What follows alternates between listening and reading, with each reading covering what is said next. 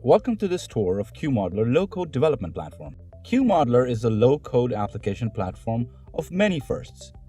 The first to use persona-based visual languages. The first to make advanced NASA-grade testing methodologies available in the enterprise. The first platform that seamlessly integrates with blockchain technology, and the first that allows you to map large business processes into blockchain smart contracts.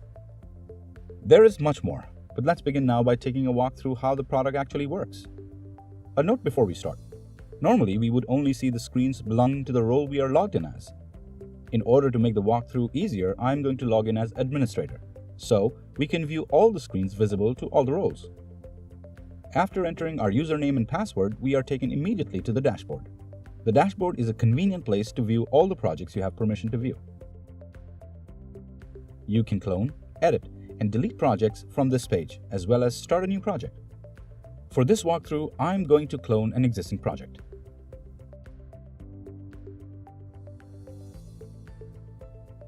We can see here that a project consists of three types of components: contracts, elements, and logics, which are visible to business users, power users, and engineers respectively. Contracts, elements, and logics each have their own visual language that has just the right balance of abstraction and flexibility for the role of the person using it. Let's open the contract component to see the business user's view.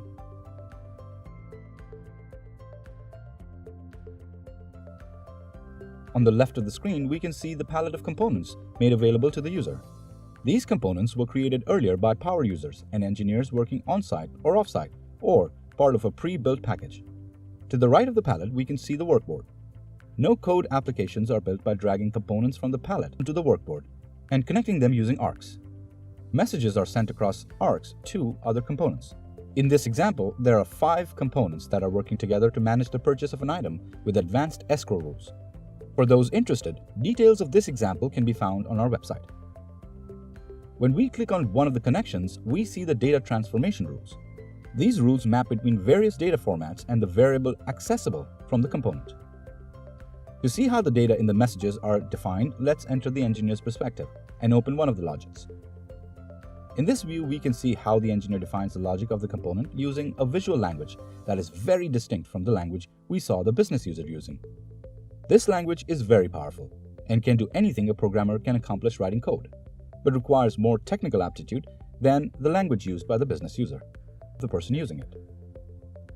At the bottom left, click the second icon from the right to bring up the data definition screen. This screen lets us define the data formats used by the application. Let's close the screen and go back to the contract, putting our business hat back on.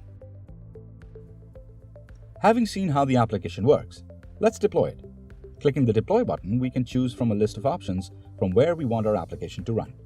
When appropriate, we can select to have the application run on a blockchain platform, like Ethereum or Hyperledger Fabric. We can also select to have it run on microservices, J2EE applications, IoT devices, or just run as a Java application. To view the applications we have previously deployed, we navigate to the deployment screen. QModeler creates and versions an API for the application. Using APIs is how external applications and user interfaces can interact with the program. Our web app interacts with the deployed application using these API. In the case of deployment to a blockchain, this interface is called a DApp. The interface can act as the public-facing interface to your application, or you can build your own using the API. The web page has 3 tabs on the left dashboard: Users and API. The dashboard provides application analytics and health information about your application. DApp's users can view your contract address and account balance on this screen. The Users tab allows you to create users and grant them permissions to invoke the program's API. Finally, the API provides an interface for interacting with your contract. This interface can be used as the customer-facing UI for your application. Thanks for listening.